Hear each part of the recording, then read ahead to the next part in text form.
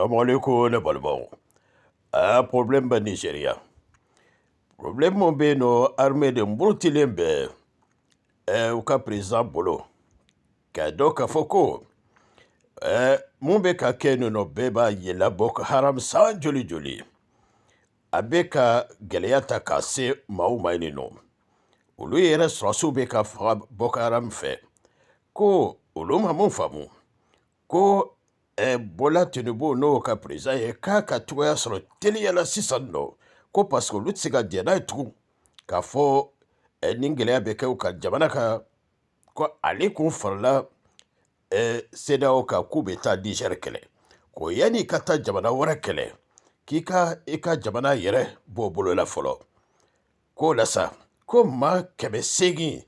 de nalen filɛ nin ye sisan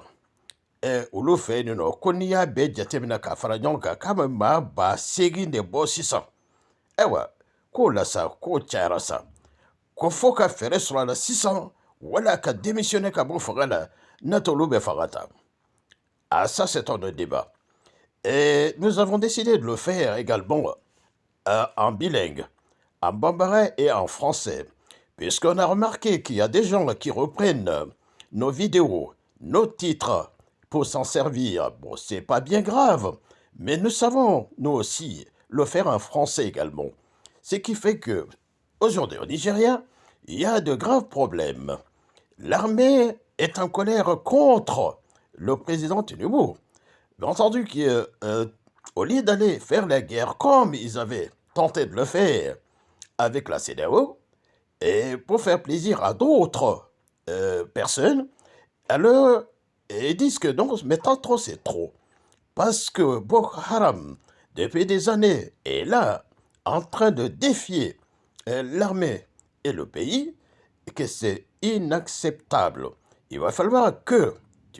Tinubu fasse quelque chose le plus rapidement possible. Ils ne peuvent plus rester les bras crochés. Voilà la raison pour laquelle Nanya fo do photo kana ka fo na saraka na ambo wala ye parce que ma do debe de nom. Ulu nanye vidéo mo soro ambe recherche ke ka fembeta ka vidéo gla ou banka titre ta ka klaka anye photo feta ka gla ka bank mami ulu bo ta ko fara ɲɔgɔn ka dɔrɔn ka sa an ta dɔrɔn u bɛ kumakan dɔrɔn de effacer ko bɔ yen nɔ k'a sɔrɔ k'a kɛ tubabukan na an yɛrɛ fana bɛ se tubabukan na koyi ne balimaw ayiwa n'o tɛ an ka kan de ka gɛlɛn an ma ni nansarakan in ye mais ni dɔw fana b'a fɔ k'o ta k'olu b'o kɛ ka u ka cɛya ye bon o ye kuma wɛrɛ ye sa o tɛ kojugu ye mais par contre an bɛ b'o fɔ o de ye k'a fɔ ko Nigéria bi a sofɛnenba de bɛ yen nɔ parce que o ka sɔrɔsiw o murutilen bɛ kosɛbɛ a b'a dɔn k'a fɔ a tun fɔra ko gɛlɛya kun bɛ yen nɔ tiɲɛ don koyi o jɛlen don wa kuma bɔra sɔgɔmada joona in na koyi k'a yira k'a fɔ ko sɔrɔsiw ko u ka président ma n'o ye Nigéria président ye ale de bɛ CEDEAO kunna ɲinɛ k'a dɔn k'a fɔ ko Boko Haram san joli joli o bɛ ka jamanadenw fa o bɛ ka sɔrɔsiw yɛrɛ fa ko yanni olu ka wuli k'a fɔ ka taa kɛlɛ kɛ Niger fɛ ka tɛmɛ Niger ka foyi ma se olu ma ko maa wɛrɛ de b'olu kɔfɛ n'o ye tubabuw ye k'olu su k'o bila o la k'u tɛ jɛn n'a ye k'olu tɛ sɔn o ma bi awɔ o tuma la sa Nigeria président n'o Bola Tinubu ye a ka kow jateminɛ teliya la ko parce que olu tɛ sɔn tugun k'a fɔ olu k'a fɔ kana fɔra ko nin jamanaba in n'o ye Nigeria ye aw bɛ sɔn ka taa maa wɛrɛ de kɛlɛ pour tubabuw ye ko anw yɛrɛ bɛ yan nɔ Boko Haram bɛ k'an faga minɛn tɛ d'an ma foyi tɛ d'an ma k'u tɛ jɛn n'a ye bi tugun o kɛlen don gɛlɛya ye a ma ye toujours an b'o de fɔ ko ala tɛ suma ko ye ne balimaw ka dɔn k'a fɔ ninnu kun bilalen don baara jugu mun na n'o ye tubabuw de kɛlen k'u bila ale ni Alassane Macky Sall ni ka taa fara tɔ bɛ ka Patrice Talon ni Umaru Sissoco Embaló o y'i sama sisan ka bɔ o la k'i dɛn kɛrɛfɛ nka Boko Haram bɛ mun kɛla a bɛ ka musow ta a bɛ denmisɛnw ta a bɛ lekɔlidenw ta a b'olu ta n'o ye maa ba yiriga de b'olu bolo sisan o la sa n'a fɔra k'a fɔ ko maaw b'a fɔ ko Nigéria sɔrɔsiw ka ca o ye tiɲɛ ye parce que olu yɛrɛ ka jamana bɛ taa fo maa 200 la n'a fɔra k'a fɔ ko olu b'o o yɔrɔ la sisan miliyɔn 200 adamaden bɛ jamana mun kan k'a fɔ ko wari b'u bolo olu bɛ dɛsɛ ka Boko Haram dɔrɔn kɛlɛ n'olu bɛ wuli k'a fɔ k'olu tun bɛ taa Niger de kɛlɛ pour ka Bazoum ta k'o sigi faga la u ka sɔrɔ su ko tɛ jɛn'a ye bi tugun u tɛ jɛn'a ye sini o la sa k'o teliya la ou bien u ka président ka démissionner ka bɔ fanga la n'o tɛ u bɛ ko yira a la o kɔrɔ ye mun ye dɔrɔn sɔrɔsiw ka kuma la dɔrɔn k'a fɔ ko coup d'état de bɛ sen na koyi o de labɛnnen don yanni wula fɛ wala yanni sini cɛ ni mun bɔra a la an n'o fana fɔ aw ye koyi. Ceci étant, vu la situation critique actuellement de la CEDEAO et d'ailleurs du Nigeria, c'est un autre débat. Maintenant, l'armée étant en colère contre le système qui est en place parce que n'étant plus capable, et d'ailleurs n'a jamais été capable de combattre quand même Boko Haram, qui sévit depuis des années dans ce pays-là, et puis voilà maintenant que l'armée se réveille et se retourne contre le système qui est en place, puisque ils ne sont pas équipés en armes et autres. On a vu dans la semaine que le ministre des Affaires étrangères du Nigeria avait été envoyé à Moscou pour quand même essayer d'avoir des armes. Eh bien, ça, c'est un autre débat. Bon, une coopération avec les Russes, ça, c'est un autre débat. Mais par contre, non, on ne va pas parler de cela. On va tout simplement dire que ils ont été forts, capables d'aller, soi-disant, combattre pour rétablir Bazoum au pouvoir au Niger voisin. Ça n'a pas été le cas parce que il y a eu des hommes aussi, comme le Mali, le Burkina, qui étaient prêts à donner un coup de main au Nigeria, au Niger du moins, c'est pour affronter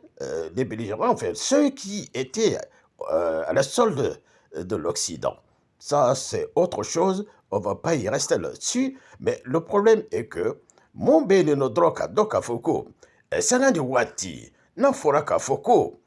n'olu de wulila siraw ko o banna bɛɛ b'o dɔn ale yɛrɛ kun y'a fɔ lɔgɔkun tɛmɛ b'a la ko a bɛ bɔ CEDEAO la munna a y'o fɔ a b'a dɔn mun b'a la bamananw ko ni ko bɛ dori la ko ni maa ma dɔn ko kɔmɔna b'a dɔn dɛ puisque ale y'a ye k'a fɔ a ka sɔrɔso murutilen don kabini ŋunuŋunu kan bɛ yen nɔ fo ko bɔra kɛnɛma sisan n'a fɔra k'a fɔ ko sɔrɔso yɛrɛ b'a fa sigilen bɛ sunɔgɔ la sɔrɔso bɛ se ka sɔn o ma cogo di o ti sɔn o ma dɛ jamana bɛ ka yafa la ɲagami hali lɔgɔkun in kɔnɔ mun kɛra cogo bɛɛ y'a ye Boko Haram ye gɛlɛya mun ta k'a se yen nɔ a bɛ maaw fa a bɛ taa ekɔlisow jeni a bɛ denmisɛnw minɛ a bɛ musow minɛ ka taa n'u ye sɛ tɛ wuli ka bɔ a fan kan o ye ko wɛrɛ ye sa ne bolomaw o la sa ne bolomaw ka dɔn k'a fɔ ko jɔnni kunya wolola bi kosɛbɛ Mali Burkina ani Niger olu ko k'olu bɛ fara ɲɔgɔn kan parce que tubabuw de y'a don o da k'a fɔ diyagoya la fo ka taa Bazoum sigi fanga la olu ka intérêt nɔfɛ olu yɛrɛ b'o fɔ toujours dɛ ko teri to olu la ko fo intérêt n'anw de t'an ka intérêt dɔn fo an b'a yɛrɛ to tubabuw de bolo tubabuw ka sa n'an ye ni munɛ foyi o m'anw sa an ye o t'an ni foyi cɛ mun b'anw fɛ an ka jamanaw kɔnɔ yen nɔ o tɛ olu fɛ yen nɔ pétrole bɛ Nigéria o gazi bɛ yen nɔ pétrole tɛ Faransi a tɛ tɔ jamana si kan n'a fɔra k'a fɔ